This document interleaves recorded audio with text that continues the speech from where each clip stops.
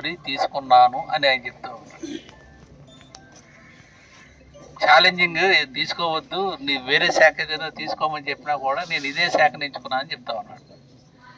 ఈ 15 నెలల కాలంలో ఆయన ఈ విద్యాశాఖలో చేపట్టిన సంస్కరణలు ఏంటి, కార్యక్రమాలు ఏంటి?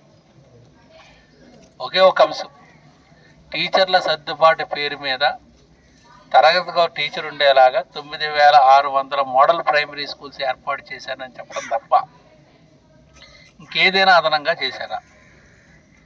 ఉన్నదాన్ని దేన్నైనా సంస్కరించారా అంటే ఎక్కడ కనపడదు. మెగా టీచర్ పేరెంట్స్ ఈవెంటు, లేదంటే Yogandhra, Guinness of world record book ఏదైతే ఉందో ఆ బుక్లోకి ఎక్కడానికి ప్రయత్నం తప్ప ఏ పనిని కూడా సక్రమంగా చేసింది లేదు. ఆయన్ని నేరుగా మనం అడుగుతున్నది ఒకటే, ఈ రాష్ట్ర విద్యారంగం మీద నీకున్న దృక్పథం ఏమిటి? ఏ రకంగా దీన్ని బాగు చేయదలిచావు? ముందర ఇది చెప్పి ఆ తర్వాత నువ్వు మంత్రిగా కొనసాగు అని చెప్పదలిచావు. బోధనేతర పనులు తగ్గిస్తామని చెప్పి ఏం చేశారని చెప్తా ఉన్నారుగా. మేడం గారు పరీక్షా పత్రాల గురించి చెప్పారు. పరీక్షా పత్రాలు ఎవరికి పరీక్ష? టీచర్లకు పరీక్షగా మారిపోయింది. P4 అనేటువంటిది ఒకటి తీసుకొచ్చారు. ఎవరు అది చేయాల్సింది? బాగా డబ్బు ఉన్నవాడు, డబ్బు లేనివాడిని ఎవరైనా తీసుకుని చేయాలి. ఇది ఎవరిని చేయమన్నారు? టీచర్లు చేయాలి. యోగాసనాలు ఎవరు వేయాలా? టీచర్లు వేయాలి. ఇటన్నీ టీచర్లేనా? చదువు చెప్పనిచ్చేది ఎక్కడా లేదు.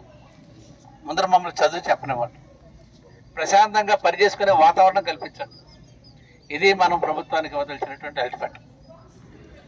రెండోది మీకు అందరికీ తెలుసు, PRC కమిషనర్ రాజీనామా చేసేప్పటికి 15 నెలలు అయింది.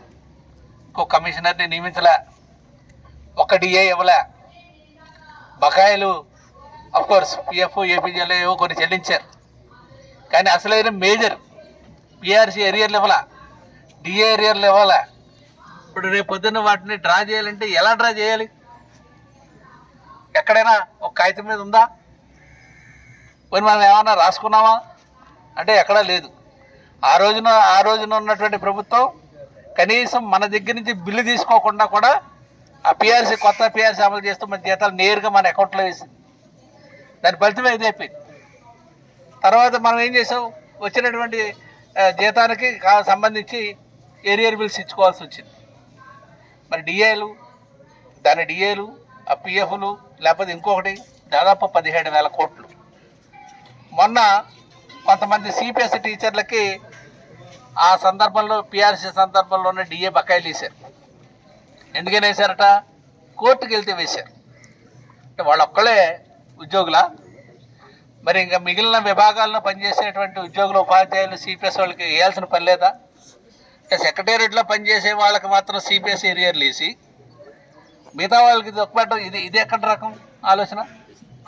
అందుకని ఈ బకాయిల సంగతి ఏంటో తేల్చాలి. ఎప్పుడు ఇస్తావో తేల్చాలి. ముఖ్యమంత్రి గారు అంటా ఉన్నాడు, ఈ బకాయిలన్నీ తేల్చేసిన తర్వాత ప్రశాంతంగా PRC చేసుకోవచ్చు అంటున్నాడు.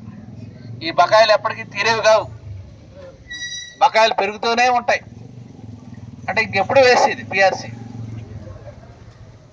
కాబట్టి PRC ఎప్పుడు వేస్తాడో తేల్చాలి, బకాయిలు ఎప్పుడు ఇస్తాడో తేల్చాలి.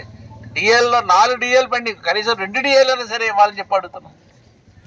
కంపాషనేట్ అపాయింట్మెంట్లు మన స్కూళ్ళల్లో మన టీచర్లు చనిపోతే వాళ్ళ పిల్లలకి ఈ రోజుకి ఉద్యోగాలు లేవు. 5 సంవత్సరాలు అయింది. 1000 మంది ఉన్నారు. ఈ 1000 మందికి ఉద్యోగాలు ఎప్పుడు ఇస్తాం?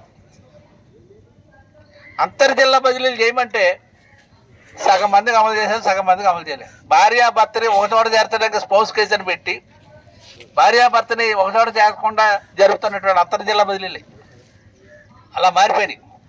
అంచేత ప్రభుత్వ విధానాలని మనం ప్రశ్నించకపోతే మరి ఎవరు ప్రశ్నించరు. ప్రశ్నించడం మనకు కొత్త కాదు. ఏమైనా సరే మనం గతంలో పోరాటం చేసిన ఫలితమే CPS కాస్త GPS అయింది, GPS కాస్త ఇప్పుడు UPS అవుతుంది. ఏదైనా సరే పోరాటం వల్ల సాధించుకోగలం తప్ప పోరాడకుండా, రోడ్డు ఎక్కకుండా ఏది కూడా మనకు వచ్చేటువంటి అవకాశం లేదు. అంచేత ఈ అంశాలన్నీ ప్రభుత్వానికి అల్టిమేటం ద్వారా మనం తెలియజేయాలి. అందుకని 25వ తారీఖున గుంటూరులో రణభేరి పేరు మీద సభ నిర్వహిస్తా ఉన్నాం. మరి మీ జిల్లా నుంచి అత్యధిక సంఖ్యలో పాల్గొని కార్యక్రమాలు జయప్రదం చేయడం ద్వారా ప్రభుత్వానికి మనం ఒక హెచ్చరిక పంపాలి. ప్రభుత్వం కనుక స్పందించకపోతే దసరా సెలవుల తర్వాత మన పోరాటం ఏమిటనేటువంటిది కూడా చూపించాలి. దానికి మీ అందరూ సహకరించాలని చెప్పి కోరుకుంటూ ధన్యవాదాలు.